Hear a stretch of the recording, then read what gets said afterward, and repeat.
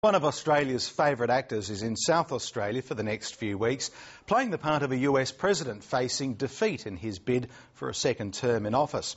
Garry McDonald stars in the State Theatre Company's production of the David Mamet play November, which opened last night at the Dunstan Playhouse. This week he spoke to Paul Clarick backstage about the politics of comedy and the comedy of politics. Garry McDonald, thanks for joining 7:30 South Australia. Thank you, Paul, for having me. What's the play November about? God, I love these sort of interviews because it makes me concentrate, get it into perspective. And then after I tell you what it's about, I think, oh my God, why aren't I doing it like that? It's actually a very funny David Mamet satire. And if you've seen Wag the Dog, the film Wag the Dog with Dustin Hoffman and Robert De Niro, and it's really sharp. And it was obviously his reaction to the Bush years, but there's digs at Clinton in there as well, and just about the whole American system. Sometimes, Chuck. Yes. Part of the burden of command. Yes. Is that you have to sell the other fellow out. Have to sell the other fellow out. That's right. For the common good. For the common good. Well, now you're talking. Yeah, because for the common good, I could do it, but... That's because you're a moral man. If it was just expediency, I couldn't... No, screw that. Screw that, sir. So the president is very much in this a flawed man whose numbers are lower than Gandhi's cholesterol or Mike Rand's polling at the moment. Very, very low. And he's not going to get re-elected.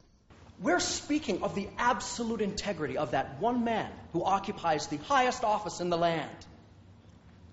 Who would like to hold the highest office in the land? Rather than go home and play pitch and putt golf with Kathy. What do I do? You know, it's a satire, obviously. It's like it offends everyone. You know, which is very good of him. He doesn't hold back. A bit tame around Muslims, I think, but he offends everyone else. And now over to the weatherman. We was. Well, bad news, I'm afraid. Tickle your ass with a feather. There's a bloody great high coming from the south. Seas will be as rough as guts, winds as hot as buggery, and it's going to piddle down for bloody ever. Anything that's taboo is always funny.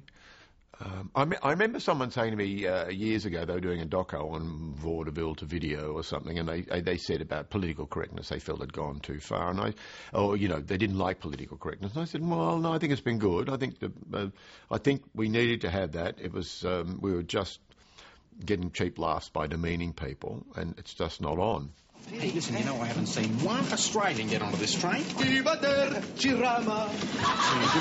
I hate more than a drunken watch. Just having a bit of fun, right? I trust you to like them. We've swung too much the other way. We're now so frightened to say anything because we'll either be it's a hate crime or we're racist. Hey, you know what Spider calls you? Spider Farrell. Yeah, Spider calls you wog lover. Yeah, well, listen, if I'm a wog lover, you're a wog marrier.